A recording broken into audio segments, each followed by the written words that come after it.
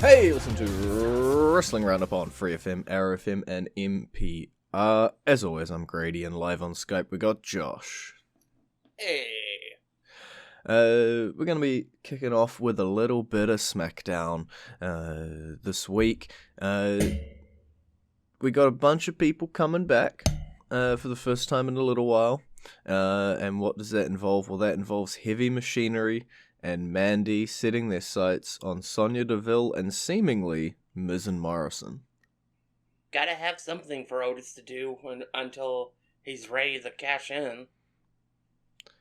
Yeah, I guess he's taken a little chunk of time, and I guess I wouldn't say I forgot that he had the briefcase, but I don't know. The momentum I feel like has died down a little bit, so I'm wondering if with this seemingly 6-person feud, if they can reignite a little bit of that. I think that might be by design. Because when he cashes in, it'll be when you least expect it. That is true. You know, you just if you stop mentioning it, then people stop expecting it. So it can definitely pay off. In fact, it could happen at SummerSlam. Oh, don't give me that. Well, think about it. The Fiend versus Braun Strowman. Let's say Braun somehow overcomes the odds and beats the Fiend. He's going to be weakened. Yeah, but that requires Braun to overcome the odds first. Yes. And then out comes Otis, takes advantage, and becomes the champion. Yeah. That's why I said it could happen, not that it would. Yeah, there is a chance. I don't know. We'll get way more in depth into our SummerSlam predictions next week. But early spoiler, I don't think Braun can overcome those odds, in my opinion.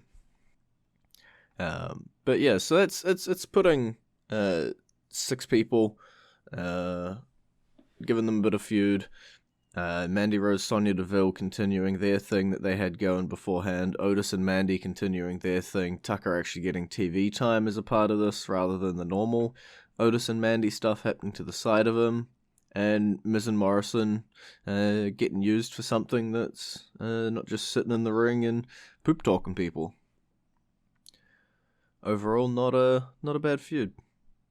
There's a whole lot of stuff surrounding Matt Riddle at the moment. You know, King Corbin still trying to just get somebody to take out Matt Riddle. Shorty G seemingly on his side now. Sheamus ends up kicking Shorty G in the head and seem to want to go after King Corbin. I don't know. Are we seeing a face turn for the Irishman here? I guess it's possible. I really don't know. So I guess the kayfabe of it all was that Sheamus was annoyed or angered that his match got interrupted because it ended up in a disqualification because of Shorty G. And that led him to go after Corbin and Shorty. I don't know. It was it's not something I was expecting. Sheamus to turn around and become a good guy, if that is the direction that's being taken. Or it could just be a case of the enemy is my enemy is my enemy. That's true. It could just be that case, and that means that Matt Riddle's got a lot of enemies still. It will be interesting to see because I don't think anything yet is booked for SummerSlam for Matt Riddle. This is where I'm going to be proved wrong by pulling up the pay-per-view. No, so nothing is booked yet for Matt Riddle. But, you know, you can have Matt Riddle versus Shorty G, you can have Matt Riddle versus King Corbin, you can have Matt Riddle versus Sheamus without the match getting interrupted by Shorty G. There's options there for what exactly they're going to do with them. And I can't really predict at the moment which of those is going to happen. Because later on in the night, It was King Corbin versus Jeff Hardy, and Sheamus came back out and returned the favor, so to speak, and kicked Jeff Hardy in the head. So Jeff Hardy hasn't left this circle of feud either, having just come off his Sheamus feud. So we'll have a random 5-man match for no reason, maybe for number one contendership or something, and just throw all of these randomly intersected feuds together. Sounds like a plan to me. And I think the biggest talking point of SmackDown last week is the chainsaw. Also known as the ending segment, where Retribution came out, destroyed a bunch of stuff, beat up a couple crowd members, chased off the announcers, and then chainsawed through the ring ropes. Yeah, I think the biggest thing is that this group of members that were shown on SmackDown are quite small. They're not big guys.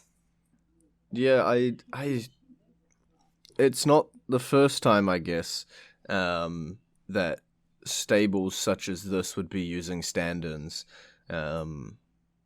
throughout the sort of debuting EP, so people don't figure out who's in it. But I don't know. It's kind of hard to start hypothesizing about members when we don't know a whole lot outside of who's actually being used in these segments. Like, we don't know what their goals are other than absolute chaos, and we don't really know, I guess, what their end goal is meant to be. Yeah, we have something that we're just going to have to watch and figure out over time. It's not something we're going to figure out right away. And I think that's the beauty of it. Yeah. I fully believe that some members are going to swap out here and there, and that they're going to finally settle on what the members are going to be. It might not even be for a while. I can see them absolutely wrecking SummerSlam, coming out and just ruining one of the matches, because at the moment I don't think they've directly interacted with any superstars, minus like crowd members. So they've got to escalate at some point. That's how we get the title on Otis. Retribution ruins the Universal Championship match. Okay. Takes out Braun, and Fiend disappears for no apparent reason, because that's what the Fiend does. And out comes Otis, cashes in, becomes champion. There we go. Or you can try and they'll randomly be waving a chainsaw around to scare them off. But yeah, there's plenty of options to where Retribution will escalate, but I think they're at that point where they're going to have to. And I'm interested to see how. You can only turn off lights and mess with microphones for so long.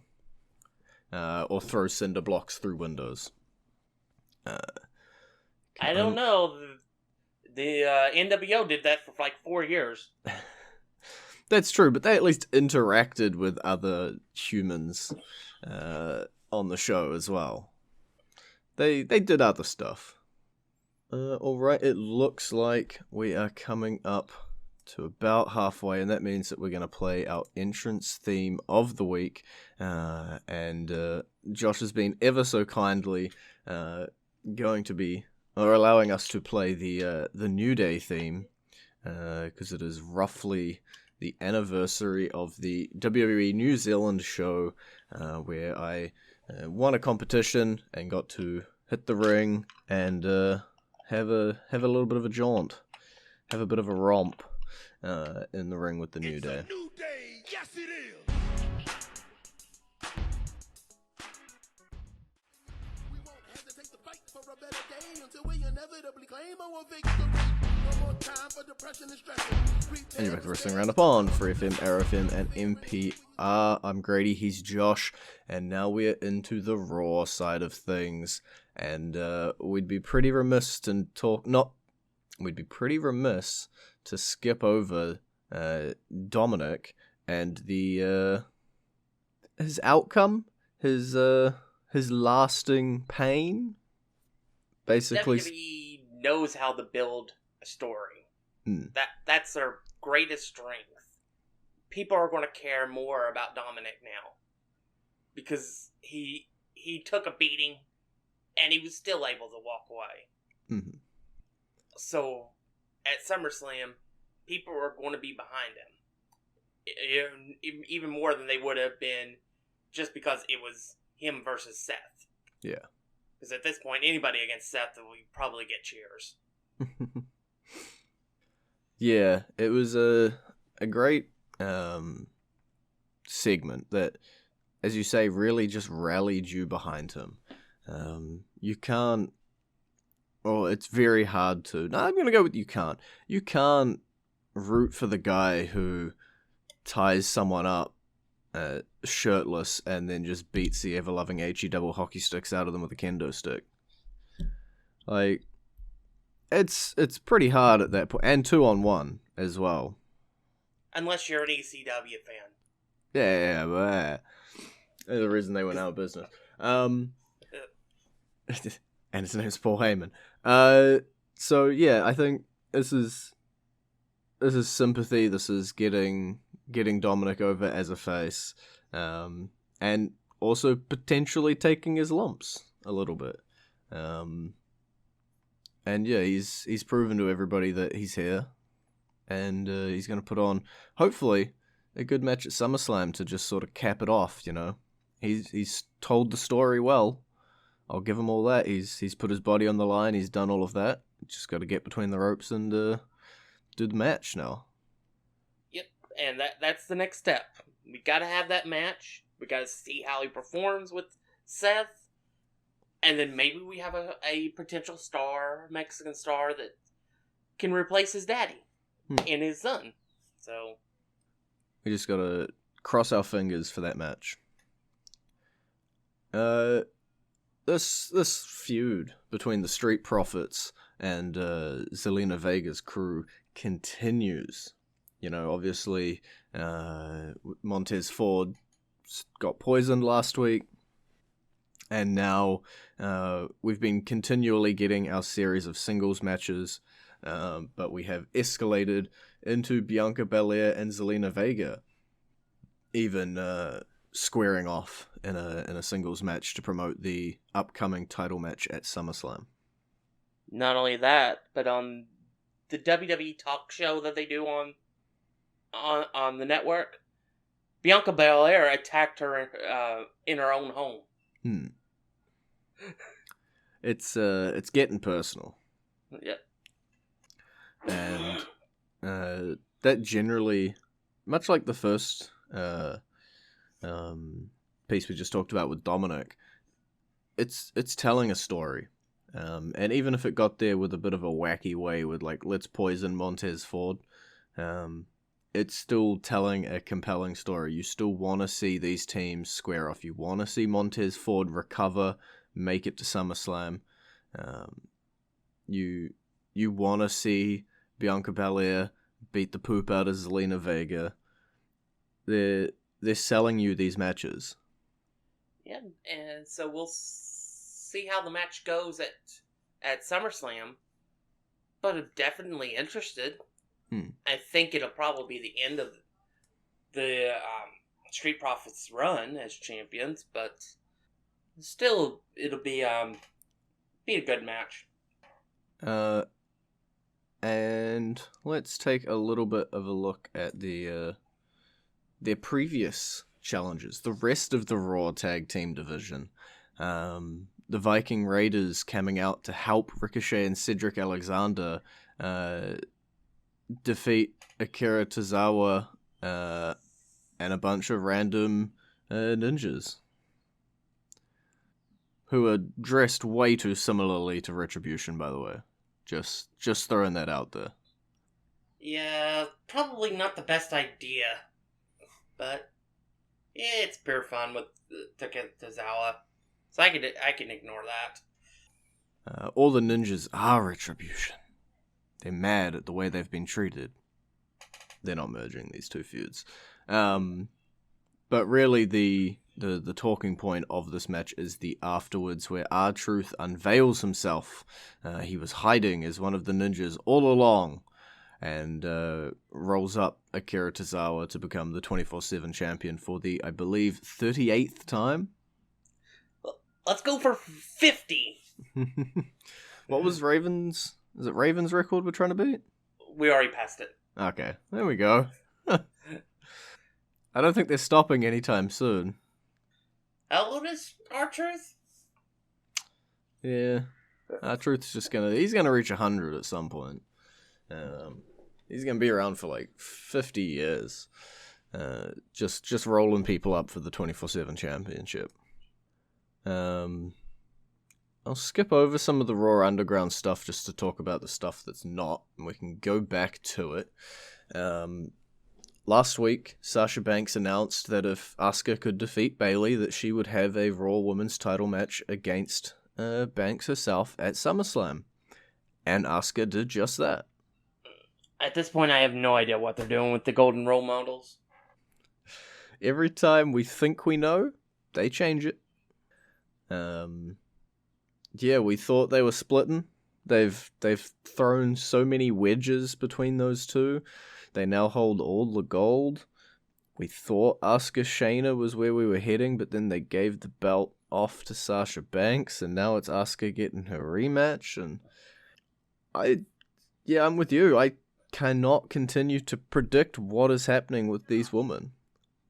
It is just keeps changing so much. Here and there. Every time we think something is gonna happen, they swerve us and they go and do something else. I don't know. I just have no idea. And then in the other segment that is not Raw Underground, that I wanted to quickly throw some time at, the main event match and segment here.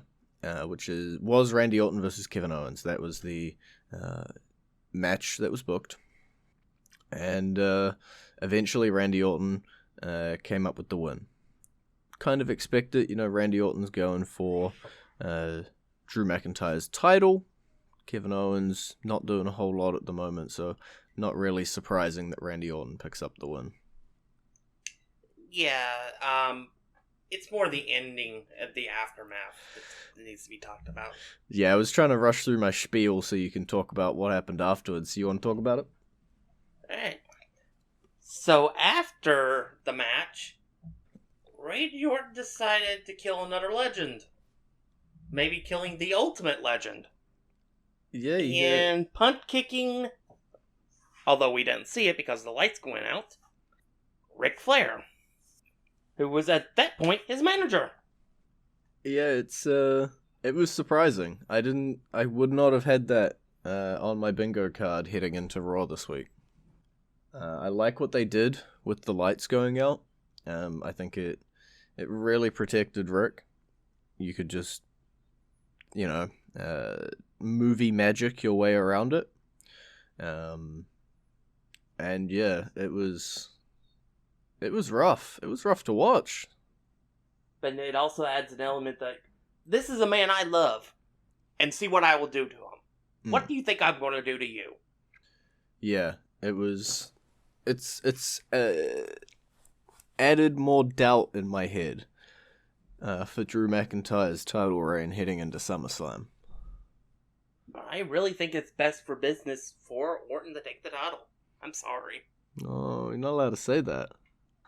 You're not allowed to say that. That's illegal. You have to take advantage of how hot of a heel he is right now. That's illegal. I'm not allowing it. You're going to have just said beep, beep, beep. You can bleep it all out. Can't put that into the world. Drew McIntyre will continue to reign for here and forever. And he will be a goddamn 8-year champion. and it will never come to an end. But yes, Randy Orton will be winning the title at SummerSlam. And that is the last I will be speaking of that. We also missed a bit earlier in the show. Just to scroll back up. Apollo Crews is still working around with the Hurt Business. Still trying to do something there with being the United States champion. But ended up losing to Shelton Benjamin thanks to the numbers advantage. I got to imagine this is going to lead to some sort of blow-off with Apollo Crews and the Hurt Business, where either the numbers are evened or the numbers game is mitigated. All right, I have an idea for you. Shoot. The Hurt Business versus Apollo Crews, Cedric Alexander, and Ricochet. Yeah. And then at the event, Cedric Alexander turns on Ricochet and Apollo Crews and joins the Hurt Business. Okay. I could be down with this. Surprising that you turn on your boy, but I guess I also just did about 3 minutes ago, so hey. But yeah, I could definitely see the Hurt Business expanding. And if it is anybody out of those three, it would be Cedric Alexander that would do it. I think that makes the most sense. He fits in the most with the group. So yeah, I can definitely see it. And if we're going to take a look now at Raw Underground for the last few minutes of the show, Shane McMahon is still around. He's not leaving Raw Underground just yet. First match saw Riddick Moss show back up. He's on something that's not main event, and had a bit of a win. We're going to see a little bit more of him, I guess. Yeah, I guess. Alright. It's interesting, but I don't think that's the thing we really want to talk about. Okay. Yeah, you make sense. So then we also had Arturo Rios, Brazilian amateur wrestling champion and martial artist, show up. And then he picked up a win. Still not it? That's not it, Chief? No. Okay. No. Is it Dabakato that we want to talk about? No?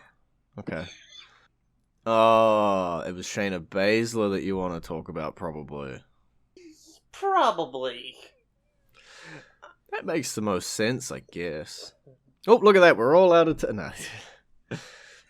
Plenty of time left to talk about Shayna Baszler's 1v3. Yeah, couldn't they have at least found some women that would be more of a realistic challenge to Shayna? We know that Shayna has a background in MMA. But the women that they've had her face were like models, typically. Were kind of like models. They were tiny. They weren't any kind of a threat. Even the 1 versus 3 wasn't a threat to her, to the Queen of Spades. Yeah, to be fair, I guess most of the matches on Raw Underground so far have been very one-sided. And it's always been the person with a name defeating the person without a name. So I guess we gotta get Shayna and some of these other Raw Underground competitors as well, some actual, named competitors with clout behind them, and then see what is actually going to happen. Because at the moment it is just beating up PC recruits and jobbers and stuff, so we'll have to see. But yeah, Shayna Baszler seems to be the queen of Raw Underground for sure. The final boss. At least for the woman. Yeah, so I wonder if this might be an interesting way to introduce one of Shayna's friends down in NXT. Yeah, I was thinking to the main about roster. But not as a friend on the Raw roster. Yeah. But then the question would then be, who would it be, and are they really ready for that kind of a role? Probably not. And my answer to the first question is Jessamine Duke. But, yeah, I don't quite know where they're going to go from here. Because I don't think... Unless the eventual thing is Ronda Rousey. Yeah. I just had that thought. Like, wait, what if the eventual playout is Shayna versus Ronda? Well, let's leave that thought in your head as our parting thought, because we have wrapped up. We are all out of time. It's been great talking to you. Baby. You can visit our Facebook page, facebook.com/WrestlingRadio, Twitter page, twitter.com/WrestlingRadio, and we'll see you next week with our preview for the SummerSlam pay-per-view.